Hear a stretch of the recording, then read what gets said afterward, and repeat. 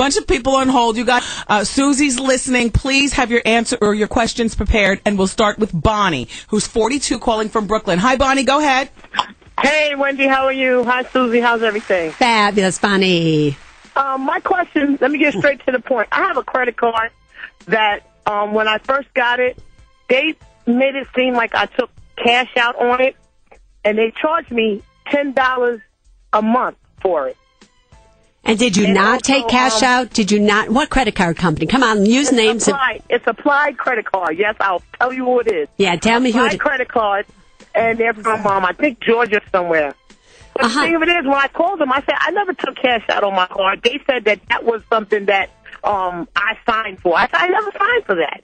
All right, so you have to literally not pay for it. You need to make a complaint on your credit report that says this is not valid. They're saying I did something I didn't do, and do it that way. Have you done that at all? Have you? No, I haven't. Should I call the New York? They had that number on the back with the New York banking.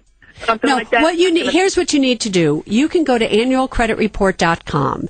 That's where you can, for free, because you don't want to be spending that money, for free, you can get a copy of your 3 annual credit reports, one from Equifax, one from Experian, and one from TransUnion. When you get that... So it's annualcredit.com. Annualcreditreport.com. Okay, credit report. Okay, you got it? Thank you so much. And you get it for free. Make a complaint. Then what you do is see if this creditor is on your credit report for an amount of money that they say that you owe them, that you don't owe them, and then that's where you challenge it with a letter directly to that credit bureau, and they have to take care of it. Thank you, Bonnie. Everybody, Susie's here for the remainder of the hour, so text in at 77522 or telephone at 866-GET-WENDY. It's called Suze Orman's 2009 Action Plan, Keeping Your Money Safe and Sound. And Bonnie, we're going to send you one of those books. Everybody who calls within the next few, because we also gave several away last hour too, Susie. We've been giving the books away. We love this book. And I brought a bag for you. Did you see? Yeah, from the Peninsula Hotel? Yeah. You stole that from the hotel. I did. Why are you giving it to me? Wow. No, I brought you, those are bags, and that's where your newspaper comes in that bag. But I filled it with my books. Thank you, right? Susie. I get it. I don't throw anything away. I see. All right, everybody. We're going to take a break and be back with more with Suze Orman next. Suze Orman is here on the Wendy Williams Experience. Her new book is in stores now. Another New York Times bestseller. Good for you, Suze. $5 in stores. And it fits so easily into people's bags. Yeah, because I made a deal with the publisher. I am not going to do a book where you're going to go out and you're going to charge $16, $20 to people. They don't have $16 or $20 to buy something. So first we're going to give it away. And if you didn't be one of the 2.2 million people that got it, $5. Then $5 it should be. And if you're spending more than that, don't get it. It's somewhere around for $5. You can pick it up. You know, I like the way that it's written in a situation and then a call to action. Yes, there's no fluff in this book. This is what you need to do when you don't know what to do. It's like question, answer, answer. I love it, love it, love it. All right, Susie's here. We'll go to the telephone. There's another Wendy who's been waiting to speak with you. She's 28, and she wants advice about using her 401k. Wendy, go ahead. Hi. Hi, Wendy, and thanks for waiting all this time. I heard you call in the last hour. Oh, I'd wait all day for you, Susie. Oh, thanks, Wendy. The question is, thinking about purchasing a 3-family home. I need $50,000 for the down payment. I have $50,000 liquid in my bank account. However, I'm scared to use up all of my liquid money. I want to have some money in case of an emergency, just for a safety net. So I was wondering if you thought it was a good idea to use either half of my $25,000 from my 401k, or even the whole $50,000 from my 401k. All right, can we talk? Yeah. Can we talk? You are not to buy this home. You are not to even think about buying this home. And the reason you're not to think about buying this home is because if you use 100% of your money for a down payment and you don't have any emergency money, you're going to find one day you lose your job, something happens. How are you going to make the mortgage payment? You're not going to be able to. You're going to lose your home like everybody else. And there goes your $50,000 that you put down because you don't have a guarantee that real estate is going up from here. It is very possible real estate and probable real estate is going to continue to go down from here. So what are you doing? Number one. Number two, have you not just seen that there's a 7.2% unemployment rate, which means, girlfriend, you have a good chance of losing your job. You take a loan out of your 401k plan, and now you've used that money for whatever, and now you've lost your job. Guess what? whatever you owe on that loan is due and payable within 2 or 3 weeks. If you can't pay it, taxed to you as ordinary income. And if you are not 55, which you are not because you are 28 in the year you lost your job, a 10% tax penalty. Are you kidding? You are to stay so far away from doing this. I can't tell you when you are to never take money out of a 401k plan. Why? Because money in a 401k is protected against bankruptcy. I think she means you're denied, Wendy. You are so denied. You cannot afford it. But now, thank you, Wendy, for calling. Now, with real estate going the way it is, which you said that quite possibly it'll be continuing to go down, yes. The same house that she wants, she'll find something better for a better deal if she just saves. So she just saves and she waits. Listen, interest rates for mortgages right now went from 6 to 5.5 to 5 to 4 7/8. Before you know it, they'll be probably at 4.5. I can't guarantee that, but it's very possible. Real estate in certain areas is still going to go down because so many people are still going to go into foreclosure. Don't rush into buying real estate, people. You don't have to. Wow. Yeah. I'm exhausted. Yeah. All right, so another break. 1, 2. I'm talking to Susie behind the scenes, and we can all Susie can all take a page from you. When you were on my talk show was the first time that I ever heard you reveal that you wear the same gold earrings all the time. When you see Susie on Oprah, on CNBC, on today she has them on. The same pair. And then tell everybody why you do that. Well, it started a long time ago. Actually, on the Oprah Winfrey Show, I was doing a show, and we were talking about everybody's in credit card debt, nobody has money, and this woman, I'll never forget, had a blue dress on. And she's standing up, and I go, and she's talking about credit card debt and how much she has. I said, well, is that a new dress? She said, oh, yeah. I had to look good for TV. Yeah. I had to go on and spend money on my credit card to look for TV. Yeah. And I'm like, are you out of your mind? And that's when I decided, you know what, Susie? You're on TV. So why don't you constantly now wear the same jewelry, the same earrings, show people you can wear the same thing over and over and over again. Lead by example. And that if I can do it, they can do it. And so that's how it started. When last I saw Susie, which was in August, you were on the last day of my talk show, and you revealed to me, I didn't know this, you have 5 homes. 5 homes. And I was asking Susie, number 1, did she lose any money in the Ponzi? And you said, no, are you kidding? And the reason I didn't lose any money in the Ponzi is because I don't get involved in things that don't make sense, that never made sense. All the financial advisors and the hedge funds and the pension funds and the nonprofits that lost their money, what were they thinking? And what do you do with your money, if you don't mind me asking? My money. So the 5 homes I own them outright. If I can't afford to write a check, I can't afford the home that I want to buy. Which is the exact same answer that you gave me in August. Yeah. So now with home prices being as wonderful as they are for people who can afford to just go in and write a check like you, I would think by now you would have at least upped your homes by 3 more and have 8. No, because owning a home is a pain in the ass. Yeah. Let me just say it to you outright. And the only reason that I have those homes is it makes sense. I'm a Florida resident. I live in Florida. However, and I live in Florida because my 95-year-old mother lives just a few minutes from me, and we made a deal. We'd move to Florida together because she was in Chicago. Yeah. All right, so that's how Florida came about.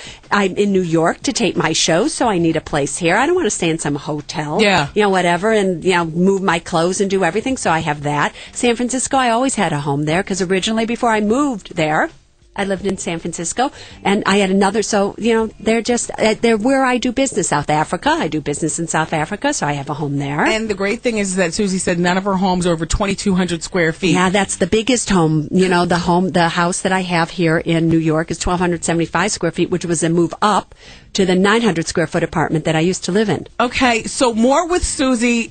You're pretty incredible, and I like that you lead by example. Yeah. And by the way, Susie said that she keeps a Mercedes in each home. Yes. And she drives each Mercedes for 10 years. To 13. And do you buy each one outright? Absolutely. Okay. Write a check. What's wrong with leasing?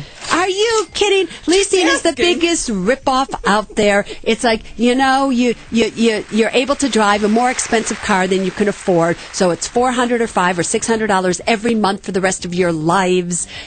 What you do is, if you can't afford to buy a car outright, and who can really today? I get that. Yeah. Buy a cheap little car, buy a used car, buy a car that somebody else had to give up. And after 4 or 5 years, you own it outright. Now you don't have a car payment anymore. Now you drive it another 5 or 10 years. It makes so much sense. It's incredible. Suze Orman is here on the Wendy Williams Experience, and we're having a great time. We're talking with you about your money conundrums. 866-GET-WENDY. Now is a great time to get in. Katie's on the phone. She's 54, Susie. And you want to talk about your educational funds, Katie? Oh, yes. Okay, talk to Susie. Hey, Susie, how are you? Great. I love your program. Thank I read you. your books, and I have 2 of your blue boxes. Oh, thank you. I love them. I have a 12-year-old that I have a Franklin educational fund for. Yeah, 529 or an ESA, an educational savings account. Which one? 529. Got it. All right. I'm still contributing to it, even though the value has gone down. What do I do? Do I change the allocation base? Yeah, so listen to me closely. The problem is, and all of you should be aware of this change, prior to 2009, if you had a 529 plan, you could only make one change a year in what you were investing in. So if in January of 2008 you had invested in the stock market, and then in July of 2008 you wanted to come out of the stock market and go into something safe, you couldn't change. In 2009, you can make 2 changes a year to your 529 plans. All of you should know that. But with that said, your child is only 5 years away. Oh, okay. Sorry. Correct? Yeah. Yeah. 5 years away from going to school. So from when they start school. So you have to have money, safe and sound. Rule of thumb, everybody, money that you need within 5 years is money that does not belong in the stock market. So here's what I would be doing if I were you. Outside of a 529, or if the 529 you have has a stable value fund, not a bond fund, but like a money market fund that's paying you a good interest rate, that is where you should be putting your money for the first freshman year, sophomore year. If you want, you can dollar cost average continuously into the 529 for his junior or senior year. But you're still cutting it a little bit close. Again, money that you need within 5 years does not belong in the stock market. Got that? Okay. Thank you, got Katie. By the way, is there anything wrong with getting one of your blue boxes and using it for what you want, but also stashing money in it? Yeah, you don't want to stash money in there because it's not fireproof. If God Okay, all right, but you're down with stashing money. Is there anything wrong with a safety deposit box for a few dollars? No, as you know, I've been saying that it doesn't hurt you to have some money around the house, but only have money that you can afford to lose. Why? Because if God forbid you're robbed, God forbid there's a fire, on your insurance policy you are only insured probably up to $500, maybe $1,000 at most. In cash. So if you have $10,000 sitting at home, gone. and all of a sudden somebody robs you, guess what? It is gone. Well, what about a bank safe deposit box? You're better with a bank safety deposit box at a bank, because at home, what you don't know is when you put something in a box and it heats up, it disintegrates the paper. Even though you can't, the box may stay safe. Inside the box, bye-bye, paper. Well, I was always under the impression that the deed to your home, the deeds to your cars, and those types of important things, perhaps your birth certificates and your social security cards and whatnot, should be placed, well, now that you have the blue box, but in a safety deposit box away from the home anyway. You can, but on those items that you just mentioned, it's very easy to get copies of those. Good. That's not a big deal. Okay. So if all of a sudden they're gone, your house is gone, whatever, cash, nobody wants to give you your cash back. Once your cash is gone, it is gone. It's gone. It's gone. All right, Beverly wants to ask you about buying a home. Tiffany wants to ask about vacation. Sharon wants to talk about her credit report, and Denise wants to talk about her 401k. More talk with Suze Orman on Wendy next. All right, Suze Orman's here, and from the text, Susie, it says, Susie, I have items on my credit report, judgments that I have been paid, that I have already paid, but not removed from the credit report. What do I do? You have got to contact the credit reporting bureau that has that misinformation on your credit report and demand that they remove it. That's what you do. All right. Susie's new book, Suze Orman's 2009 Action Plan, keeping your money safe and sound, just in time, the best $5 you'll ever spend. It is a New York Times bestseller. Tiffany's on the phone, wants to talk about vacation. Hi, Tiffany. Hi, Wendy. How are you? Good. Susie's here. Hi, Susie. Tiff. I just had a quick question. My boyfriend's trying to, push me into a cruise this summer. And He's now. Are you kidding? Haven't you seen all those people, those boyfriends and girlfriends that go on cruise and somebody ends up not on the cruise anymore off the side and they're trying to push you? Don't use the word push on a cruise. I don't know. I wouldn't be going if I were you. But the thing is, like, it's about, I'd say, $1,300, and then not to mention that I'd be losing money because I have 2 part-time jobs. Are you out of your mind? So I'm just like, I don't want to go. Does your boyfriend have credit card debt? No. Are you positive? I'm sure. He already finished paying off his credit card. Have you checked his FICO score? No. So here's what I want you to do. You go and get his FICO score. You get your FICO scores. You know, I always say FICO first, then sex. You better make sure, because anybody who's trying to push you into doing something where, you know, you don't have the money and they're asking you to be irresponsible. People only ask people to be irresponsible when they're irresponsible. A responsible person would not tell a responsible person to do something. So you better check it, because I don't believe he's out of credit card debt. And here's the bottom line. Just don't go. It is a waste of money, waste of time. You don't have 8 months emergency fund. You're working 2 jobs. You wouldn't be working 2 jobs if you had an 8-month emergency fund. You are so denied. I love it. Okay, Walker's on the phone calling from San Diego. Walker is 30 and needs credit card advice. Hi, Walker. Go ahead. How you doing, Wendy? Fine, thank you. Hey, Susie, how you doing? Good. It's good. It's how you doing. All right, go on. I want to get like a Wells Fargo secured credit card to rebuild my credit. And then they say after a year, you could, you establish a real credit card. Do you recommend that right now in this economy, or should I just put the money aside and just No, you can do that. You just need to make sure, and what Walker's talking about is that it doesn't have to be with Wells Fargo. It can be with any company, where bank or so forth, where you put money into an account. That money secures a credit card for you. So the bank account knows that if you use this credit card, they have the money, because your credit limit is up to the amount you deposited. You just want to make sure that they report into the credit bureaus, because not all secured cards report into the credit bureaus, and if they don't report into the credit bureaus, it doesn't help you build credit. So that's all you have to do, and make sure the expenses are not over the top, because some secured credit cards are really, really expensive. Thank you, Walker. We have one more. It's Denise. She's got a question about her savings and 401. Denise, we only have about a minute. Okay. Hi, Susie. Yeah, I'm Susie. You're Denise. Go for it. Quick question. I save about $1,900 a month. $1,200 go into a regular savings account in one bank, and then an additional $700 goes into another bank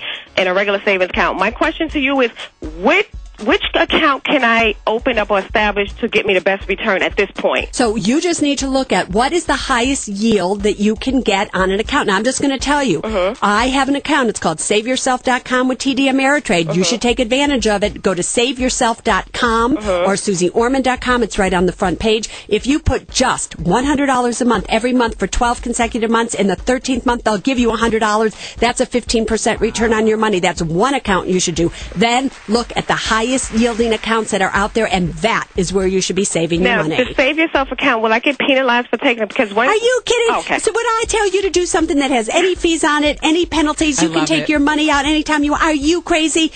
What we do, it doesn't cost you a thing. Are you kidding? You can't afford to pay anybody any fees or commissions anymore today, because you got no money. Thank you, Denise. Thank you so much. Susie addresses everything: your credit, your savings, your spending, paying for college, retirement, real estate, protecting your family. She is, like we say, the most undeniable, most recognized financial expert in all the land. And sexy at that. And, well, sexy. How you doing? How yes, you doing? are. Yeah. All right, and check her out on CNBC. Go to QVC.com and find out about the Blue Box. Blue Box, there's only 5,000 left, and once they're gone, they are gone. SuzieOrman.com has everything that you need. Is there anything else that we need to plug? Just, everybody, please be careful out there. Here's my advice to you. It's better to do nothing than something you do not understand. Do not talk yourself into trusting anyone. And here's the bottom line. You better trust yourself more than you trust others. Oh, I love it. The cynical Suze Orman, friend to the show. Everybody, will take a break and be back. Susie, thank you. Susie's leaving now. Everybody say bye-bye. Bye. As for me, well, I felt turned on enough to give him a professional. As I got my hands on his package and I was ready to go to work, tell Goose to hit the drum.